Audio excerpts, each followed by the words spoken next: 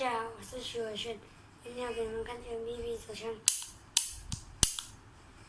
这个是当那个红弹很危险的，然后第二个是这个 BB。这 BB 和红弹有什么分别？让我们来试试看。